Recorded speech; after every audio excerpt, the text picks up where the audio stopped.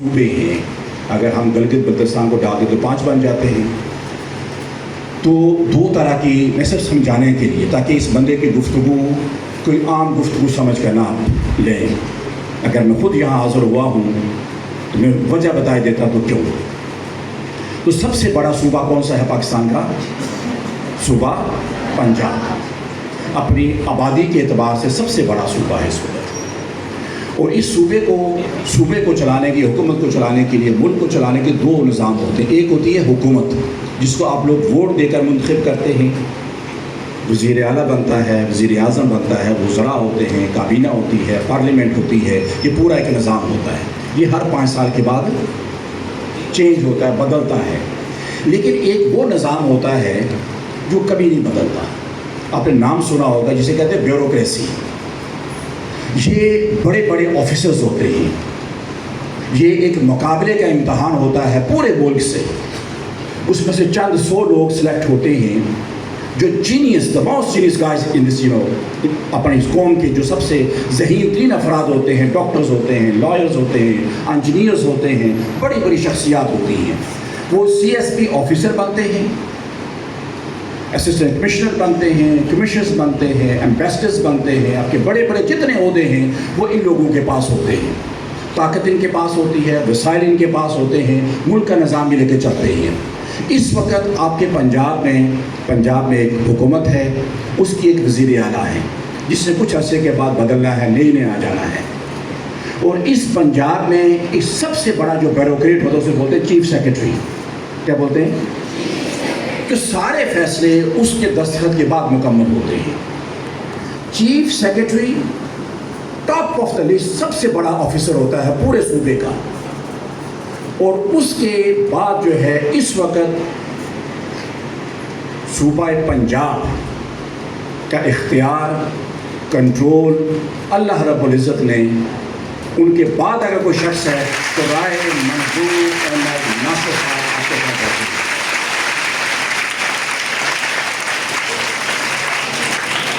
یہ بات گزارش کرنے کا مطلب یہ ہے کہ آپ کے سامنے کوئی مسجد کا مولانا یا کوئی پروفیسر یا کوئی ٹیچر یا لیکچر بات کرنے نہیں آ رہا. رائے منظور صاحب میں تعارف اس لیے کر رہا تھا کہ آپ کو ذہن میں ایک اسپیس بنے، جو وہ کہیں اس کو سمجھنے کی کوشش کریں. اس وقت یہ کمشنر ہیں، سیکرٹری ہیں گورنمنٹ پنجاب کے. یہ سیکرٹری فوڈ رہے ہیں، یہ سیکرٹری ٹرانسپورٹ رہے ہیں، سیکرٹری اریگیشن رہے ہیں، سیکرٹری اسپیشل ایجوکیشن رہے ہیں. 2 دفعہ اینٹی کرپشن، یہ جو رشوتستانی ہیں اس کے 2 دفعہ یہ DG رہے ہیں. اور انہوں نے ایسے لوگوں کو ہاتھ ڈالا کہ جہاں کوئی اس دماغ میں ان کا سوچ بھی نہیں سکتا تھا کہ ان کو کون ہاتھ ڈالے گا. لیکن اللہ نے ان کے اندر جو ایمان کی طاقت رکھی ہے. رائے منظور احمد ناصر اس وقت جیسے بھی دل صاحب نے بتایا ہے the most honest government employee in Pakistan declared by accountability lab, international accountability lab نے انہیں سب سے آنیسٹ آدمی. اور میرا آج اس بات کا، ان کی موجودگی میں یہ بات کہہ رہا ہوں، یہ تمام عہدے اپنی جگہ موجود ہیں، تمام قابلیات اپنی جگہ موجود ہیں، تمام خصوصیات موجود ہیں. ایک لمبے عرصے سے ہمارا تعلق ہے، لیکن کئی دفعہ انہوں نے دعوت بھی دی کہ آئیے. میں نہیں جا سکا کسی وجہ سے. لیکن میں ایک راز آپ سے کہ پچھلے دنوں نبی کریم صلی اللہ علیہ وسلم کی بارگاہ میں ان کی حاضری تھی. اور اس حاضری کے بعد، حاضری کے دوران میں نے اپنا موبائل چیک کیا تو انہوں نے اس بارگاہ میں کھڑے ہو کر میرے کہے بغیر آقا کریم صلی اللہ علیہ وآلہ وسلم کی بارگاہ میں میرا سلام پیش کیا. اور اس بارگاہ میں میرے لیے کچھ گزارشات پیش کی، وہ مجھے معلوم نہیں کیا. اور جب ان کا میسیج آیا تو یہ لائیو تھے اور میں ان کو کافی دیر تک جواب نہیں دے سکا. مجھے یقین نہیں آ رہا تھا کہ شجاعت علی خان تجھے اس بارگاہ میں بھی کوئی یاد کرنے والا ہے. یہ بات میرے اندر ایسی گھر کر گئی کہ پاکستان تشریف لائے. پھر میں نے ان سے ٹائم لیا میں اور میرے بیٹا انس علی ان کو گھر ملنے کے لیے گئے. جانتے تو تھے لیکن اس روز کچھ ایسی کہتے ہیں شوائیں ویوز ایسی کیفیت مجھے محسوس ہوئی کہ میں نے گھر آ کر ان کو ایک میسیج کیا. پھر انہوں نے میسیج کا جواب دیا. وہ ہمارے درمیان ایک راز ہے. پھر میں نے یہ اپنے دل سے فیصلہ کیا کہ یہ شخص وہ سچا اور سچا شخص ہے جو زبان سے کہہ رہا ہے وہی دماغ میں ہے اور اس کی تصدیق ان کا دل کرتا ہے. اور یہ شخص سیرت النبی صلی اللہ علیہ وآلہ وسلم اس کتاب کا یہ مصنف ہے. کیا لگے اس شخص کو حکومت کرے, انجوائے کرے, ایک ایک دن کا کروڑوں روپیہ اکٹھا کرے, بچوں کو بھی تو دینا ہے نا. لیکن اس شخص نے اس کتاب کو لکھا, پھر اس کو پرنٹ کروایا, اپنا گھر ایک پلاٹ غالباً انہوں نے وہ بیچا. کسی کو کہتے, مجھے کہتے, میں گل صاحب جیسے منیر صاحب دوست سے ریکویسٹ کر کے میں 4 پیسے اکٹھے کر لیتا.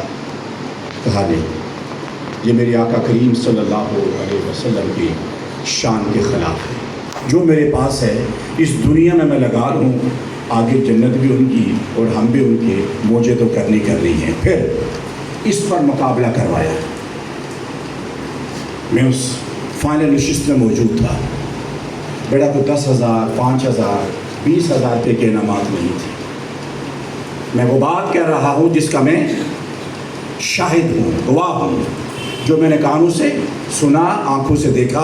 الحمرہ میں اس روز اس شخص نے, اس لیے 2 نمبری نہیں کر سکتے کہ جس بارگاہ میں یہ حاضر ہوتے ہیں وہ اس طرح کا کام کرنے کی کسی کو اجازت نہیں دیتے. 50 لاکھ روپے کے انعامات کیش ان بچوں کو دیے جنہوں نے اس کتاب کو پڑھا اور پڑھنے کے بعد کوئز میں, کمپٹیشن میں حصہ لیا اور انہیں انعامات جیتے. آج یہ کتاب باہر موجود ہے اور جو اس کی کاسٹ ہے, حالانکہ یہ چاہیں تو کتاب پہ اگر 50 روپے بھی کمائیں تو یہ کروڑوں روپیہ کما سکتے ہیں. کہتے نہیں, ہاں کسی کی گنجائش نہیں ہے. آپ ان کو فون کریں, ان کا سٹاف موجود ہے اور سٹاف ایک نایاب سٹاف, انتہائی خوبصورت ہیرے انہوں نے اکٹھے کیے ہیں. وہ آپ کو کتابیں پہنچا دیں گے, لیکن شرط یہ ہے کہ بیٹا اس کی قیمت نہیں ہے, یہ اس بارگاہ میں ایک حاضری ہے آج. اور یہ کر کے یہ دسمبر اینڈ میں, یہ جنوری میں یہ کمپٹیشن آ رہا ہے. اس ارادے سے نہیں کہ ہم نے 50 لاکھ کے انعامات جیتنے ہیں, اس لیے کہ اس نبی مکرم صلی اللہ علیہ وسلم نے جس نے آپ کو زندہ درگور ہونے سے بچا کر آج عزتیں دیں, آج ڈاکٹر بنایا, کمشنر آفیسر بنایا, بڑے بڑے عہدے جس ذات کی وجہ سے اللہ نے آپ کو عطا کیے ہیں, اس بارگاہ میں ان کی ذات کو پڑھنا, سمجھنا کہ سب سے بڑا کام ہے. آپ PhD کر جاؤ, PhD پر دوسری بھی کہتے پوسٹ ڈاکٹریٹ بھی کر جاؤ, اچھی بات ہے, لیکن کوئی بہت بڑی بات نہیں ہے. لیکن اس کا ایک صفحہ پڑھ جاؤ, ایک صفحہ, اور ایک بار اپنے ایمان, اپنی خوشی سے نبی کریم صلی اللہ علیہ وسلم کی بارگاہ میں ایک بار سلام عرض کر لو. سیدنا جبریل امین یہ اللہ کے سب سے بڑے برگزیدہ یہ فرشتے ہیں اور بڑی طاقتوں کے مالک ہیں. ان سے کسی نے پوچھا کہ آپ کی پاور کتنی ایک ہے؟ انہوں نے کہا کہ میری اتنی پاور ہے میرے پاس کہ جتنی زمین ہے, اس زمین میں جتنی مٹی ہے اور مٹی کے جتنے ذرات ہیں میں ان کو کاؤنٹ کر سکتا ہوں. اگر آپ کو اتنی مٹی دے دے نا تو ساری عمر اس کے ذرے آپ کاؤنٹ, تو اس پوری زمین کی جتنی مٹی ہے میں اس کے ایک ایک ڈسٹ پارٹیکل کو آئی کین کاؤنٹ. کمال ہے بھائی, کیا طاقت ہے. کہا جتنا پانی ہے, اور آپ کو پتا ہے کہ 71% آپ کے جسم میں اور اس زمین پر کیا ہے, پانی ہے. اس پانی کے جتنے ڈراپس ہیں جبریل امین انہیں بھی گن سکتے ہیں. جتنے درخت ہیں ان پر موجود پتے ہیں جبریل امین انہیں کاؤنٹ کر سکتے ہیں. یہ ان کی پاور ہے. دیکھیے جواب سنیے ذرا. آپ یہ کہتے ہیں کہ جب نبی کریم صلی اللہ علیہ وسلم کا کوئی امتی ایک بار ایمان کی حالت میں اور پوری محبت کے ساتھ ایک بار نبی علیہ السلام کی بارگاہ میں درود پاک پڑھے، ایک بار صرف، اور میرا اللہ اس پر اتنی رحمتیں نچھاور کرتا ہے کہ وہ جبریل امین جو مٹی کے ذرات گن سکتے ہیں، پانی کے قطرے گن سکتے ہیں، زمین پر موجود درختوں کے پتے گن سکتے ہیں، وہ جبریل امین کہتے ہیں کہ اتنی رحمت میرا رب اتارتا ہے کہ میں جبریل امین اس رحمت کو کاؤنٹ نہیں کر سکتا.